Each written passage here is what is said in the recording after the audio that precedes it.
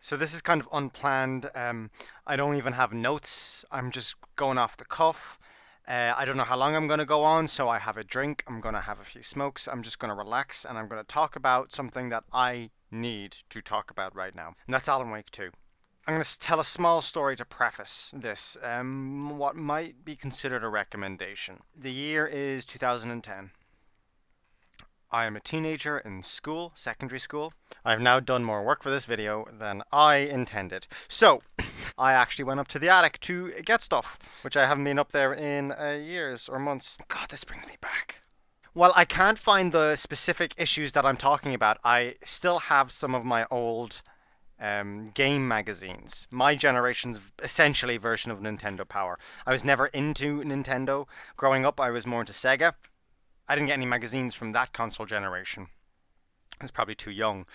But I did get this, the PlayStation magazine, and a few Xbox ones, but I was more into PlayStation to a point than I was Xbox. At this point in my life, I was more into PlayStation than Xbox. But this was my Bible for years, because games are everything to me. Over the years in this magazine, I had heard about a game that was coming out soon. It was always a game was on the horizon, and it would get previews in OPM every few years. Maybe someone can fact check me and I was wrong, and I'm wrong on this, because I think it was an Xbox exclusive. So it was an Xbox exclusive, but it wasn't always meant to be, because I said maybe it was in an Xbox magazine that I read about it, but I don't think I bought Xbox magazines. I was never into Xbox magazines. By the time I had an Xbox, I no longer bought magazines. So it had to have been in this, and I remember the font and title. It had to be this, not this specific one. For years and years, I would see previews of a game that is coming out soon by Remedy Studios. But for years, it would be there. It would be teased every few months. There would be a new issue, or maybe once a year or so, there'd be an issue with new information. And I remember there was one issue that talked about it that had screenshots that they hadn't had screenshots yet, and it blew my mind. It was just the most beautiful looking thing I'd ever seen. It takes place in the Pacific Northwest, and I had not seen Twin Peaks at this stage yet. The scenery, how they were talking about it, it was still planned to be open world at that point, which there's some remnants in the game left over from that stage of development. But it never came out when I was into these magazines. Like every issue, it wasn't to the point where it wasn't at the stage where every issue I was waiting and hoping there'd be Alan Wake news. But anytime there was Alan Wake news, I'd get very excited. And when I didn't see Alan Wake news for like an entire year, I would be like, a question would arise in my head, like, is this game even happening anymore? Uncharted, the first Assassin's Creed, Kane Lynch. 9 for Uncharted seems pretty high, but This has nothing to do with anything, and I'll probably cut out a lot of this and include it at the end of the video. So in that magazine, teased once every few months, was Alan Wake. A game that was maybe, to memory, the first game that I was highly, highly anticipating. Not in a way that it's like, oh, Elder Scrolls game comes out, and yes, I was obsessed with Oblivion when it came out, but I had never played Morrowind at that stage, and it was not on my radar until it came out, and everyone's minds were blown by it. Alan Wake was the first game I had been waiting for updates on, that I was aware it was being developed. It was probably the first time I had ever thought of game development as a process rather than game here. That was my awareness of the game. And then I stopped, but then eventually I got an Xbox 360. Fast forward several years. It's taken me so fucking long to get to this point in the story. So fast forward several years. I have forgotten about Alan Wake at this stage. I still had never played Max Payne games. I never actually played them until post Alan Wake. Because I never had a PC, and if they were out in console, I'd never seen them in shops, and I didn't get internet, broadband. Why am I tangents? Fucking tangents. I'm now playing games on Xbox, but we get broadband internet, so now I'm online. And that's when I become aware of Alan Wake again. And that it's coming out. And it's still a thing. Because I could just now Google this stuff. And I looked into Alan Wake, and that's when I went into Remedy a bit more and I discovered their games. That year, or not long after that, I would go on to get Max Payne. And I did actually play Max Payne 3 before Max Payne 1 and 2, I believe. So whenever Max Payne 3 came out, I went back and played Max Payne 1 and 2. So I wasn't a Remedy fan, but Alan Wake had just piqued my interest. And since the time between reading the magazines and forgetting about it, and the game coming out in 2010, I had got really into Twin Peaks. I had discovered it. I bought all of them, all the seasons on DVD, and it very quickly became my favorite show, usurping X Files is my favorite show because to that point nothing had ever topped X Files. But after this point, Twin Peaks became the number one thing. And of course, that was my introduction to David Lynch, blah, blah, blah. That's a whole other story. So Alan Wake comes out, and I am fucking over the moon. And not just because the game came out, but because I legitimately had bronchitis that week. And like for a week and a half. For a week and a half, I was off school because I could barely breathe. I was coughing up my lungs. And I'm going to pull out dates out of my hole here because I don't remember, but it was something like this. Let's say Alan Wake came out on a Wednesday. Usually games come out, what, Tuesdays or Thursdays? Let's say Alan Wake came out on the Tuesday of week of a week. I had been out of school the prior, like, Thursday, Friday, and then the entire week of Alan Wake coming out. There was like a solid week and a half period where I was just off. That happened, I wasn't just off, I was very, very sick. And it happened to line up with Alan Wake coming out. I didn't know this at the time, but I'm lactose intolerant.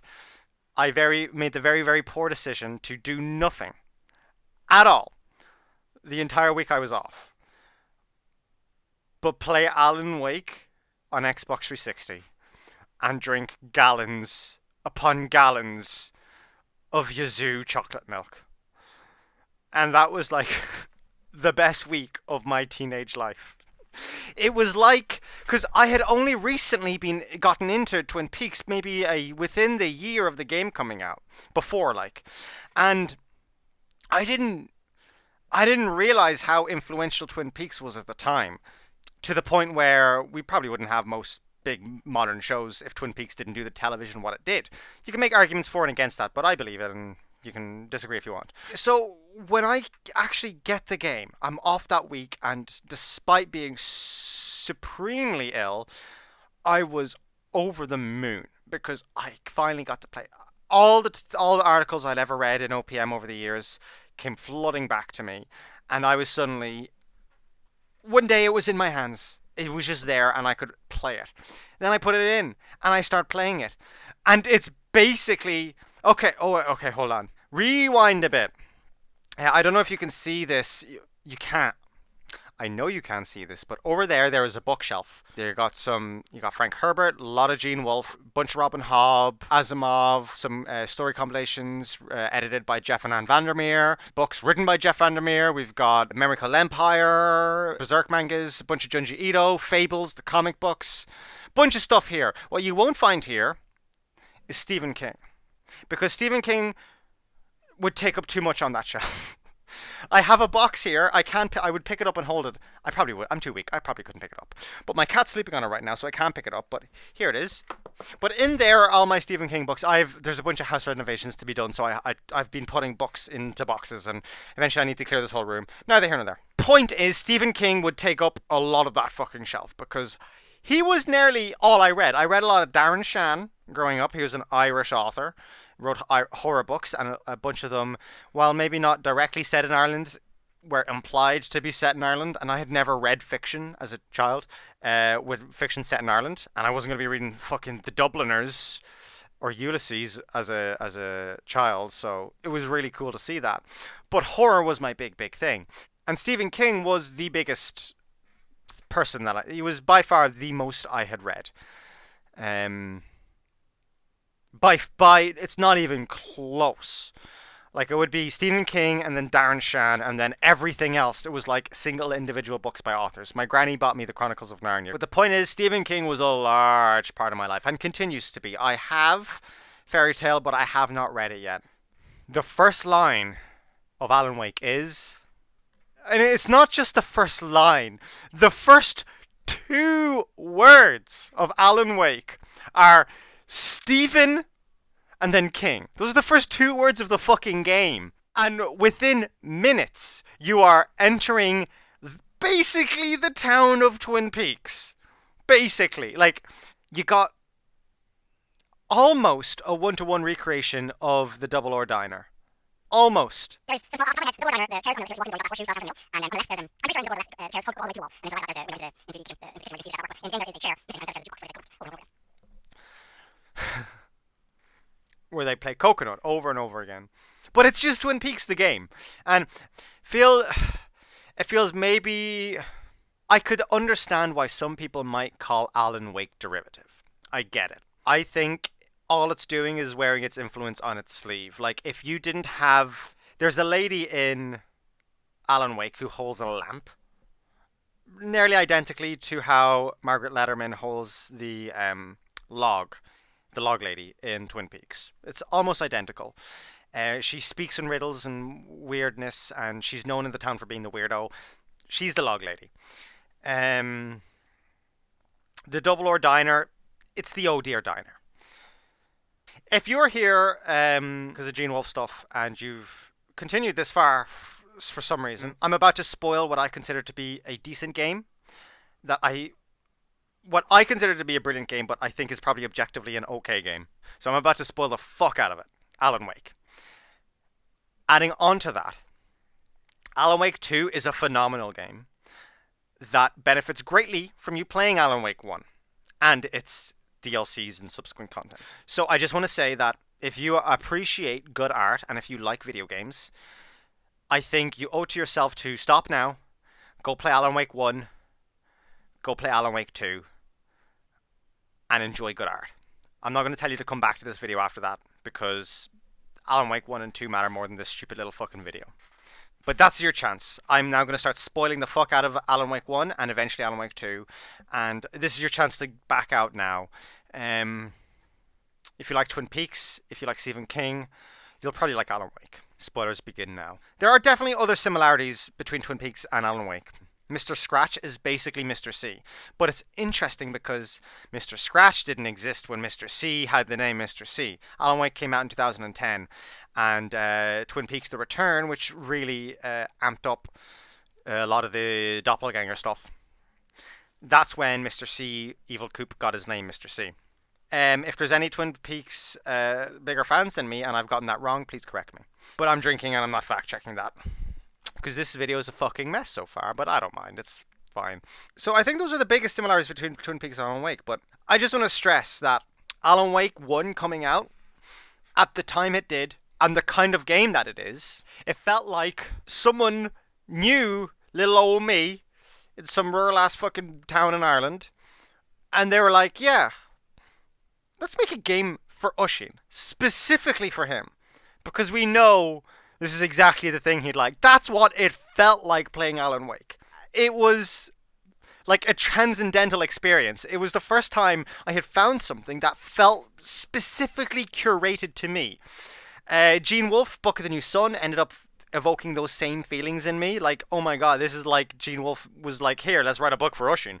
And I'm sure the people who are as into Gene Wolfe as I am, and I'm sure most of the people watching this now, because I doubt this isn't going to blow up. This is probably going to go out to the 100 subscribers I have here, most of which will click and go, this isn't about Gene Wolfe, I'm out of here. But how you feel about Gene Wolfe and how it's like, this was made for me. That's how I felt about Alan Wake. I didn't do anything that week. I was getting homework from friends, probably, I don't remember, but I probably was. Or my dad. My dad was a teacher in the school that I attended, so he was probably his teacher friends. Some of them were my teachers, so some of them would probably had give him some work for me to do. Whatever. I didn't do any of that work. I was playing Alan Wake, and it's all I did. I 100% of the game that week. I don't know if I had ever 100% of the game before. If I had, it was like the last Airbender game on Xbox, which if you've played it, you know you get 100% achievements in that game in 30 minutes. I'm so into this game. This is my thought process at the time. I'm like, I'm so into this game. I'm so into the world, its vibes. It's evoking all these things and themes that I love in fiction. I played it like 4 times that week, probably more actually. And I 100%ed it that week. And it was all I could think about for months. It was like As I said, it was curated for me. I was obsessed with that thing. And then Max Payne 3 came out whenever, and then I would eventually go back and play the Remedy games up to that point, up to the Alan Wake. And yeah, I like Max Payne 1 and 2, but I don't have the nostalgic connection that a lot of people do. I didn't play them when they came out, so I don't have that wow factor. Games have never done this before. But I can appreciate them for what they did. But Alan Wake was my jump into the Remedy games. And then years go by, and to me, Remedy always was the Alan Wake guys. And I'm sure there's people out there who, I mean, I think Rockstar bought Max Payne, but I don't know. I don't know the business deal there. I don't know the specifics of it, but people were probably aware of that, and I don't know when it happened. But there's probably Remedy fans out there after Alan Wake came out who were like, yeah, that was fine, but at the end of the day, Max Payne is what I'm interested in. I'm more interested in their hard-boiled noir-style storytelling with some meta aspects here and there. But yeah, fine. It's totally fine. I get it. Alan Wake is definitely not for everyone. As I said, I think it's probably an objectively okay game, but to me, it's an amazing game. Cue me telling people about Alan Wake for years. When people talk about games they love, fiction they love, whatever, inevitably Alan Wake would come up eventually when talking about art. And it's got so many issues, like some of the mocap's not great, some of the writing is meh, okay, it never becomes subpar, but some of the writing is a step below the rest of the writing in the game. Graphical fidelity, it holds up today. I haven't played the remaster, but I've played the original recently and it holds up. Doesn't look great, but it holds up. It's not like playing PS1 era 3D games that are impossible to age well in any way. But it would always come up, and most times I'd talk about Alan Wake, a lot of people would be familiar with it, but more often than not, people would say, haven't played that. Years pass, Quantum Break comes out. I was very excited for the next Remedy game, but I remember I was only playing at PC at the time. Between reading about Alan Wake and Alan Wake coming out, I had switched from PlayStation to Xbox, and then between playing Alan Wake coming out and Remedy's next game coming out, Quantum Break, I had switched from Xbox to PC. And if I'm not mistaken, this is something I actually do want to Google because I don't want to get this wrong. Like, the game came out on Windows, but it didn't come out on Steam. And I don't like, this is just a personal thing, I don't like having my games spread across a bunch of different loaders, platforms, whatever you want to call them. It's just awkward. I like having it all homogenous in one zone. And I felt that strongly enough that I didn't play Quantum Break. I was interested in it. I like the lead guy, Sean something, right? I like Littlefinger, Aiden something, and Lance Reddick. Those are three actors I quite like as actors, and you'd think, being a fan of Alan Wake, and I would have got it. But I was strong enough in my conviction on keeping all my games in one place that I actually didn't end up playing Quantum Break. I've still never played Quantum Break, which feels like a mistake I need to rectify now, which we'll get back to. So I didn't play Quantum Break. It bummed me out that I couldn't play it. In my eyes, I couldn't. Looking back on it, I could have. If it came out in Windows, I could have played it, but I didn't. My convictions were strong enough that I wanted to have all my games in one place, in my opinion, stupidly, that I didn't get it. And I wonder how much that hurt the game. I don't know if that hurt the game. I don't know how well it sold. And I was like, whatever. It seems cool, but it's not a sequel to Alan Wake, which is what I really wanted. And I didn't feel a connection to Remedy at that stage. I just felt a connection to the game they made, Alan Wake. So I was like, I'll skip it.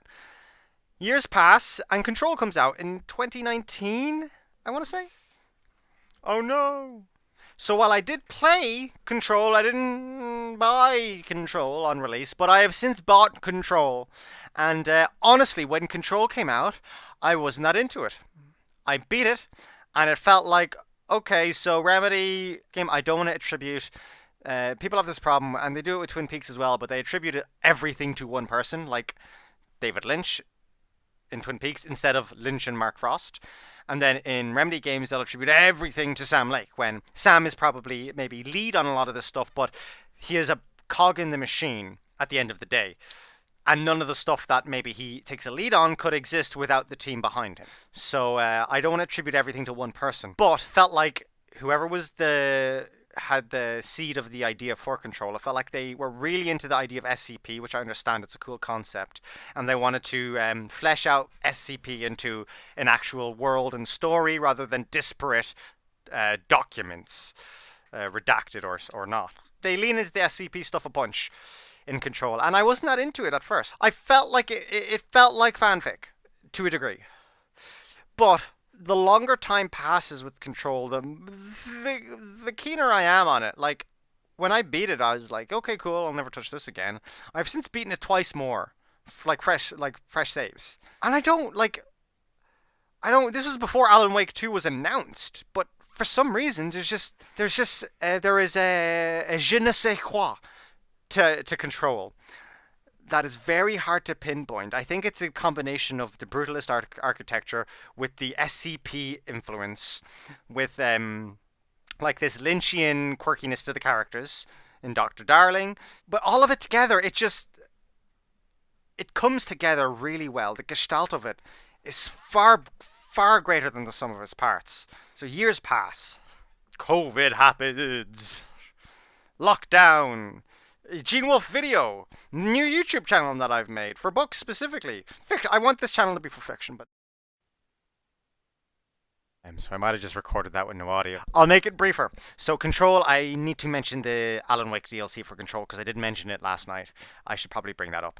Control gets DLC. When I finally got it on Steam, I had not spoiled the Alan Wake DLC for me, and the Steam version came packaged with everything on it, all the DLCs. So I got to play it finally, and when that was announced, while I didn't play it initially when it came out, it was like confirmation to me anyway, and I'm sure everybody else in the world who was waiting for it, that Alan Wake 2 was a thing, and it would be happening sooner rather than later if we're getting content for it. Like, we finally got to see Ilka rendered in a higher definition. I think a better way to phrase this would be in a higher fidelity. And then we got to see him rendered in the Xbox 360 days. It was so cool to see Ilka and Matthew Peretta come together again to make this character, because Alan Wake's not one person, it is a physical actor and a voice, and they've just got this match that works so fucking well.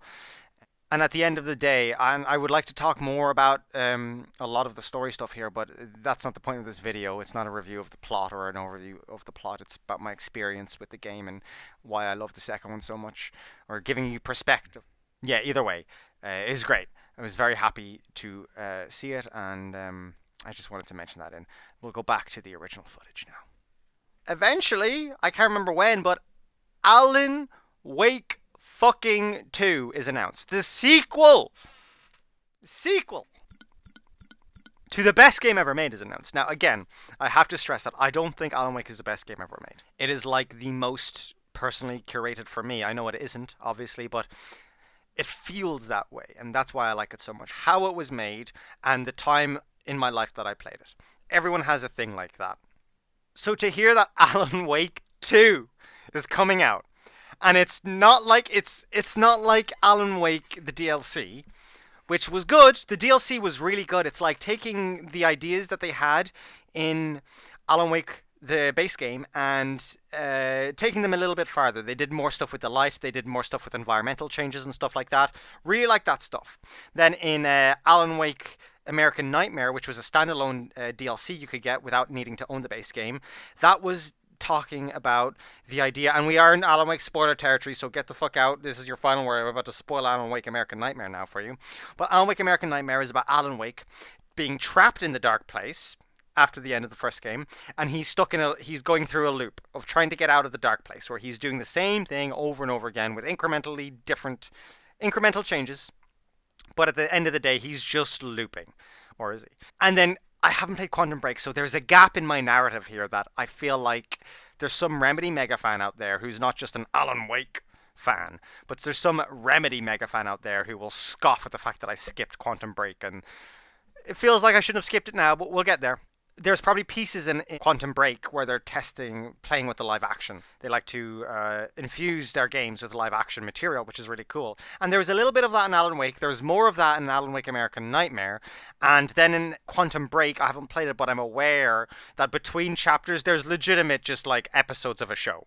There's like a 4 episodes total of a worth of footage of a show. They've probably, I think, Quantum Break is when the live action is when they were really trying to take that infusion of live action in their games to the next level.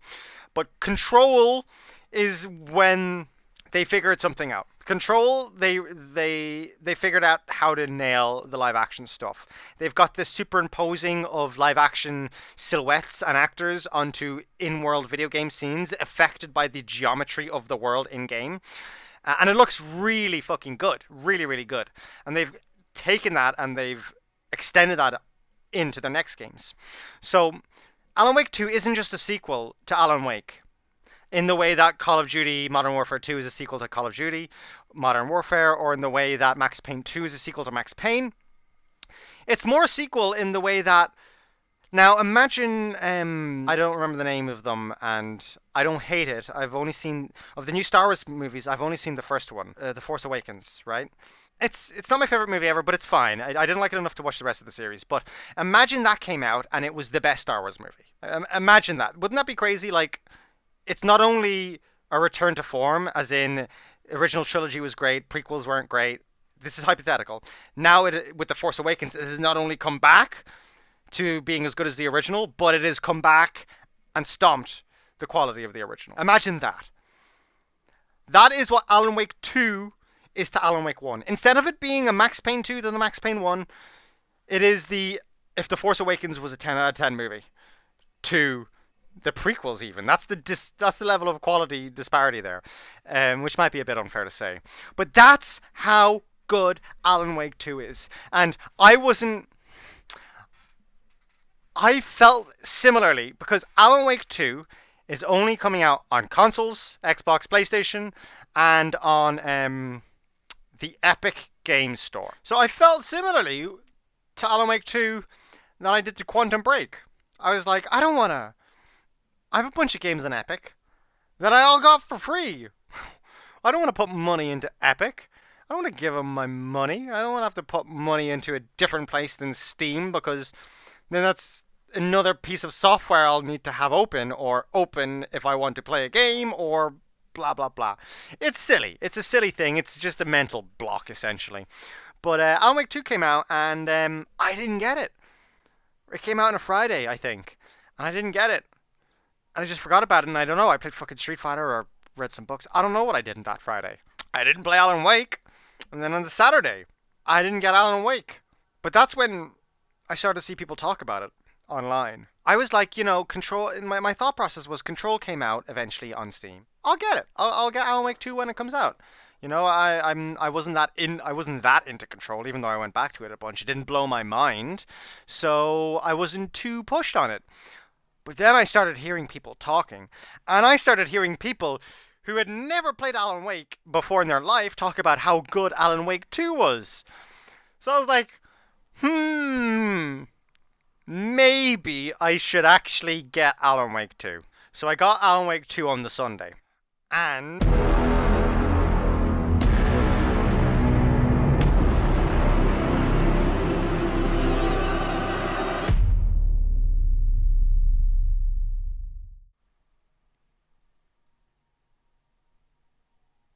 was pretty good. It was pretty good. It seems like this very uncomfortable juggling act of, we have this vision we want to we have a vision that we want to capture, but we also have to make sure we keep these people in suits happy for X, Y, and Z reason. And also, they're telling us the game needs to come out by X date to meet Y financial fiscal year. Blah blah blah. All of this bullshit when it's like, the people on the team probably just want to make good art. So how they managed to make Alan Wake 2, the game that they managed to make it, is kind of mind-blowing. Just from a graphical fidelity point of view, just throw that discussion out the window. It's one of the best looking games there is. It looks fucking phenomenal. My computer, which is by no means a beast, but it is also by no means not good, it could run everything ray tracing on the highest, but I had to have all of my graphics settings on medium to low. Ray tracing is like, I can't Like, it has stopped being a gimmick for me. We'll get there. We'll get there. But it is just crazy that the game managed to make the game that they've made. Alan Wake 2 is a once. No, that's cliche. Let's avoid cliches. Alan Wake 2 is a special game. It feels like somebody had an idea. It feels like one person, and this is not saying one person had an idea, right? This is complementing the team and their ability to work together. But it feels like one person had a vision and one person spent 50 years making a video game. Like, that's the level of cohesion we have here. It's like everyone was on the same page. Everyone wanted to make the same fucking game. And that fucking shows. Like, there is like Persona 5 is this game with unrivaled style, right? And you can tell everyone, like, you can tell that they had a very specific vision for that game. And it's like that with Alan Wake 2, except ramp it up from not just presentation but story. Presentation, story. I mean, we're kind of veering into just realism in terms of graphic, but there is an undeniable style in the special effects that they use. Like what would be CG in a typical, of course, in a game everything's CG, but what you'd see as CG in your average movie, um, in this game, there's very stylized choices, and it pulls from Control. They've got that wavy distortion that enemies in combat would cause in Control. Just Remedy has this unmatched style. Like, there's an undeniable charm and style to every Remedy game, excluding Quantum Break because I haven't played it. I can't say. Like, you got the comic book panels of Max Payne. Video game live action fusion mixed in with Twin Peaks Stephen King inspiration of the game Alan Wake. Can't talk in the Quantum Break. Control, you've got this. Again, you're bringing this live action stuff into the forefront more. You are leaning into the weird. And then you get to Alan Wake 2, and they've just taken everything. They've taken everything they've learned and made a fucking game, man. They haven't made a game. They've made art. I can't stop thinking about it. I finished the game once, right? I'll give you my exact playtime. So maybe minus an hour for my playtime here, right? It's updating. Oh man, an update makes me want to play. What have they changed? 27 hours and 27 minutes. This is probably like a 15-hour game. But I couldn't. Like, every fucking corner I needed to inspect. I needed to see I needed to read everything. I needed to see everything. I didn't even get every nursery rhyme because the story got to a point where I was so invested. I was like, I've like 2 nursery rhymes left total and like 1 cache. But to get to the 2 nursery rhymes are in 2 different maps. So that's 2 minute-long loading screens. That's one of the issues, loading times. But that's 2 long loading screens I don't want to sit through. And then there's the cache, which is in a different map, which is another loading screen I don't want to sit through. Well, the cache is in the same one as one of the ones. So that's only 2 loading screens. But it was 2 loading screens, and I was like, I got to continue the plot. And that was the ending of the game that I ended up experiencing. And I'm missing like 3 out of all the stashes and nursery rhymes, which is fine. But also, I've watched 2 people play through the game because I can't stop. I just want to spend more time in this world. Like, fuck me, man. Alan Wake 2 starts off, and from the very first shot of the fucking game, you know that this game is just telling you, like, here we go. It's fucking time. It's one of them things where it definitely feels like this game is geared towards more people than just the core Alan Wake Remedy fans. It does feel that way. There's a lot going on here that if you haven't played Alan Wake, there's stuff to latch onto. There's a murder mystery. There is a very, very compelling main character in Saga Anderson, who is one of the smartest video game characters I've played. Like, how many times have you yelled at a video game character thinking, why are you just letting that slide? Or why haven't you confronted this person on this? Or why are you not asking questions? Saga will always ask those questions that you're thinking, why aren't you asking this? Like, she's such a great character. So you've got these aspects that are compelling for people who are not familiar with Alan Wake at all. Like, if it had just started with Alan in the Dark Place, you couldn't have non-Alan Wake fans involved.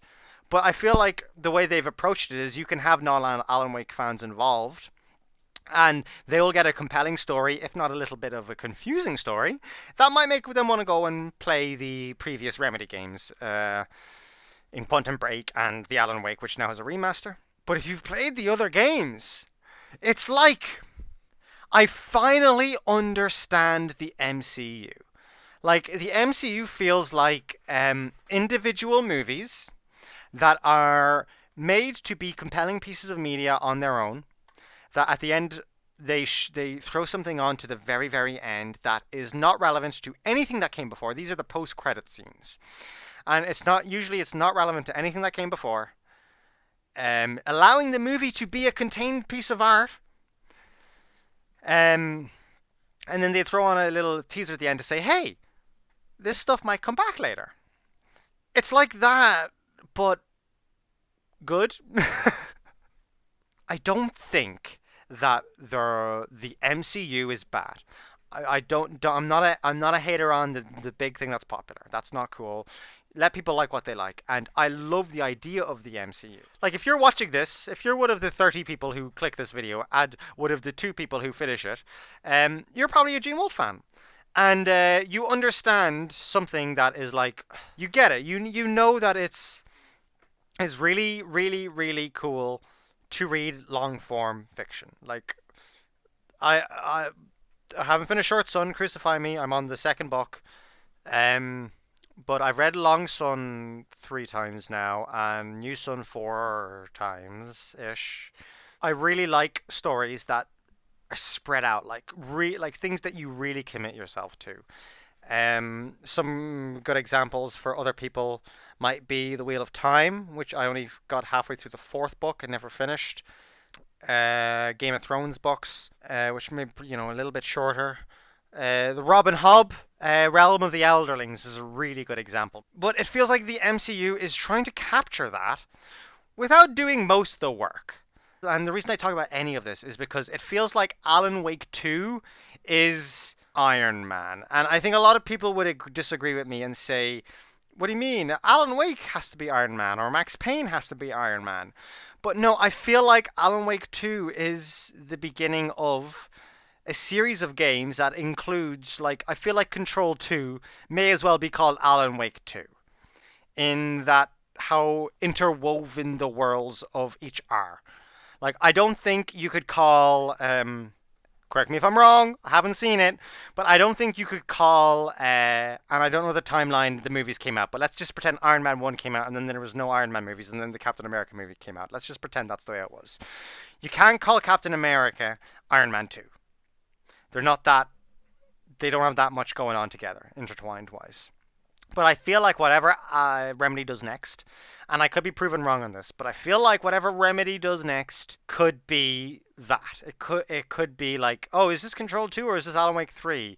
It's kind of unclear. Is this Control 2 or is this Quantum Break 2? And I understand in terms of the rights of Quantum Break, it's a bit iffy, and the guy in Alan Wake 2 isn't necessarily the same character. Universes are weird, rights of properties and IP are weird. It's a nightmare. I can't imagine having to deal with that bullshit. But it feels like Alan Wake 2 is Iron Man. Like, this is like if the MCU was, ah, I might piss off some people saying like this, but it feels like, what if the MCU was good art? Like, not just good entertainment, but good art. Like, art that you think about, art that stays with you, in for whatever reason. And a lot of this might resonate more with me because I'm someone who writes. I would consider myself a writer. So maybe the fact that Alan Wake is about a writer, maybe that skews my perception of it and biases me heavily towards liking it more than I should, or thinking it's got more to say than it actually does. But I think that's unfair to the team behind the game and the writers. I think it has a lot to say, and I think it's saying it well, honestly.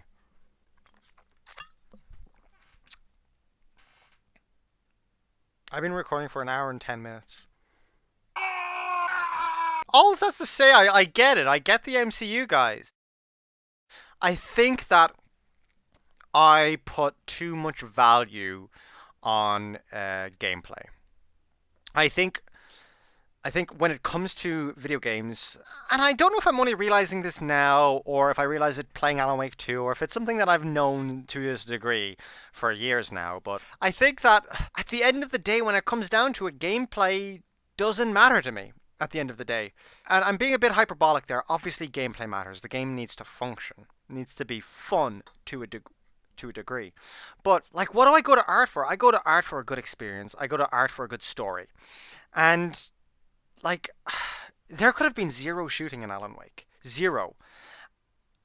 They could have replaced the shooting segments with more of Saga Anderson mind play stuff, where you're investigating it. Maybe be a little less handhold, maybe be a little less handholdy with the Saga mind place piecing together clue stuff. Maybe make that a bit more of a chore. So instead of combat sections, we had puzzle sections. Like I don't, and it makes sense because you're fighting the dark place. Like from a thematic point of view, it does make sense. But I think that like myself, and many other people, we just value gameplay too much. Like if there's this small quirk that makes the gameplay a little bit tedious, like oh, I hate how long it takes to reload, or the dodge feels like I should have iframes, or stuff like that. It's like why doesn't it have those things? Like why is there an aspect that's tedious? Is that intentional? If it's not intentional, does it really matter? Like when you're in a combat, how long it takes you to reload your gun? Like if it's zero point 0.5 of a second longer than you feel like it should be, does that matter? Really? Like fuck, I don't know. I don't even know what the fuck I'm talking about anymore. I've been recording now for like an hour and a half. You know what? I'm going to consider that preamble. I'm going to get myself another beer. And this will turn into mayhem. We're already over an hour in. I have to edit this. I'm probably going to edit it still drunk. So Alan Wake 2 is a very good game with flaws, but I don't think any of those flaws take away from the overall experience. Saga Anderson is one of the most compelling video game characters I have ever experienced. She's smart. She asks the questions that you think should be asked. She's just a fucking brilliant character. I love her. She's such a great character. If every video game character was as well written and compelling as Saga Anderson, video games wouldn't be looked down upon by many people that still look down on them. There is connections to the other games that, while tenuous at first, only deepen as the game goes on, and leads to a world that does not only feel interconnected for story purposes, but it feels interconnected in a way that makes sense. I originally didn't like Control because how it demystified a lot of Alan Wake 2. Or sorry, how it demystified a lot of Alan Wake's stuff. Like, oh, the typewriter is an object of power. Alan Wake is a power utilitarian. Like, adding these labels to these unexplainable things kind of dampened a lot of the excitement I had for this universe. Alan Wake 2 said, fuck that. Like, the moment where Alan Wake got trapped, where Mr. Scratch got trapped inside the FBC containment chamber, when the roof exploded off of that, to me that was Remedy saying all bets are off with this entity. Like, this is not an object. This is not just an object of power. This is not just a power utilitarian. This is something to rival the board. This is something to be afraid of. This is not your average. This is not something that you would find in the oldest house. It's of its own. And Alan Wake 2 really drove that home for me, and it made me retroactively like Control more, because Control, it feels like the people of Control, even Jesse, the director and the previous director of the oldest house, or of the FBC, it feels like they are LARPing. It feels like they are these people who have managed to somehow, in whatever way, tap into the fact that there is a weird aspect to the universe, and they are struggling they're like on the peripheries of the weirdness, and they're trying to bring the weirdness down to our level to analyze it. Like, bring it down to ground floor. And Control is about how, basically, looking at it in retrospect, Control is about how it's a futile effort. Like, I think Control sequels, or the future of the Control franchise, is going to be how the FBC's goal, their mission statement has been futile all along. Like what they're messing with is so beyond them. Like I wouldn't be surprised if the board is an aspect of the dark place. Like it's what I thought was initially going to be Alan Wake getting watered down by Control. I feel like Control is being amplified by Alan Wake in its artistic merit, but dampened in how much it brings to light. Like I don't think Control tells us as much as we would like to think it tells us. I feel like there's a lot going on behind the curtain, and I'm very, very excited to see what exactly is behind that curtain. But all of this is to say that Alan Wake 2 is a great fucking game, and I can't believe it's here. Um, yeah, you owe it to yourself to play it, and if you haven't played the first one, I think even if you don't like it, you owe it to yourself to power on through and give it a go, because it's good stuff. Trying to wrangle a coherent narrative, out of those 2 hours was not an easy task. I rambled a lot, but I think I managed to piece together why Alan Wake 2 is so special to me, or why I consider it so highly. From like an Alan Wake mega fan perspective, specifically Alan Wake, it's been really really cool to get this sequel, and I don't know. I need to. It's not like it'll ever be seen by anyone involved, but I need to put out there that the team at Remedy, from everyone on the game dev side to the live action filming side, you all need to be commended. Like what you've managed to pull off, despite constrictions, despite having to rescale scope over and over and getting caught in like these death spirals of having to scope down constantly and having reset work and all that stuff. I just have to stress how what the team has done is so seriously something special. I just have to thank them for giving us this wonderful, wonderful piece of art. I'm going to include a bunch of stuff that I cut out. I looked over that fucking magazine for, I swear to God, like a fucking hour. Did I even include that in the final product? Did I even include that in the final cut? I don't even know. I must have. I went up to the attic to fucking get it. I hope I did. But yeah. So if you've watched all of this, thanks. I guess. I really enjoyed this for what it's worth. It was a lot of fun to shoot and edit it, as difficult as it was to wrangle past me into coherency. But yeah, thank you so much for sticking through if you did. If I'm doubting, like, this is probably going to lose a bunch of subs from people who are expecting Gene Wolfe stuff immediately, and I never uploaded more Gene Wolfe stuff, but there'll definitely be more Gene Wolfe stuff, and there'll be definitely more book stuff. I've just been in a rough place the last while, and I haven't had the energy to put effort into anything but my writing. So that's where my focus has been. But yeah, no, I've got more energy now. I got more mental bandwidth, and I'm definitely going to be uploading more videos on this channel specifically. So yeah, thanks for sticking around. If you've watched all of it, cool. You can stick around if you want to see me reading a fucking PlayStation gaming magazine from 2007. So yeah, see ya.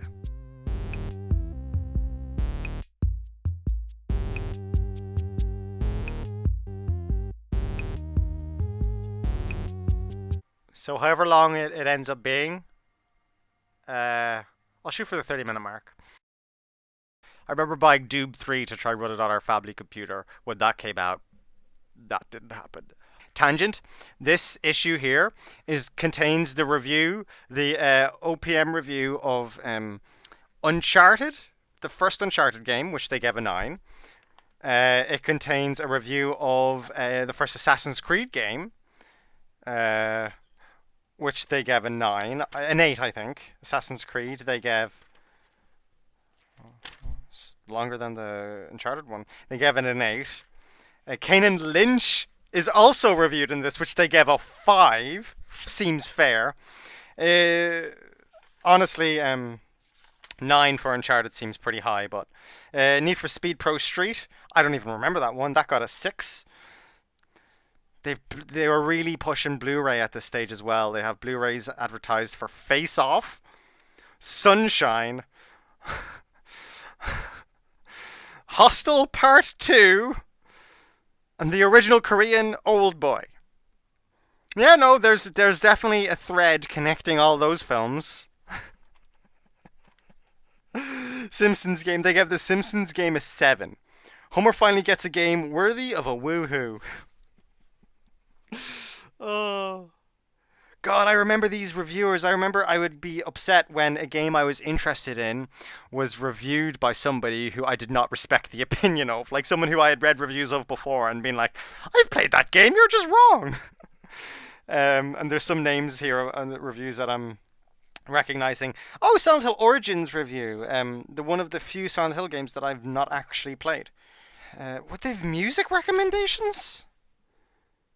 Dizzy Rascal, Serge Tankian, Enter Shakira. I know said Shakira. Enter Shikari, and the download of the month is Jay-Z American Gangster. Oh, I want to see more of these like side things. Straight to the bargain bin. Oh, these are games that you just don't even bother finishing, essentially. You got CSI, Crime Scene Investigation, 3 Dimensions of Murder. I've played that PlayStation 2 game. World of Pool. I've played that PSP game. Super Collapse 3. No, I've not played Super Collapse. Abomination of the Month. Okay, what was the Abomination of the Month, video game wise, in Christmas 2007? This is issue 13 of official PlayStation Magazine, the UK version, Christmas 2007. The Abomination of the Month. Let's see. I'll get back to my thing in a second. Why am I saying that? I'm going to cut all of this and put it at the end. It can't be a coincidence. The game is hard to see. Generation of Chaos, an anime game it looks like, for the PSP. It can't be a coincidence that the land that invented Contents Hot stickers for coffee makes the most patronizing tutorial levels in the world. While in Japan, a country that fires boiling espresso cans out of vending machines, not even complicated strategy games like Generation of Chaos consider explaining what's going on. What I'm trying to say is that it'd take most of this magazine to explain the rules, so I'm not going to bother. The most exciting thing about it is that you can collect captured enemy generals by bribing them to join your side. The least... This person sounds like they're just describing a Gene Wolfe novel forever. Okay, so bad loading times doesn't explain the game. Alright, whatever. One other mild tangent. I specifically remember, and I didn't remember this until I went up to the attic and picked this up, but I ripped out, you can see here, this is the page for PS3 Essential Collection, right? You got some Make Sense games. You got one of the the biggest games of the century, of the decade there, followed by Oblivion, a Ratchet and Clank, a football game. But down here at number 6, as a PlayStation Essential, is Ripped Out. Because it was Guitar Hero, and I wanted it for Christmas. And I was like, here, this is what I want. This picture is the game I want. I want to put this somewhere safe. It's really cool that I still have this. There's probably still others upstairs. This will be like 3 minutes in the video. And I'll probably cut this and put it at the end as well. But this will be 3 minutes into the video. But I've been talking for 45 fucking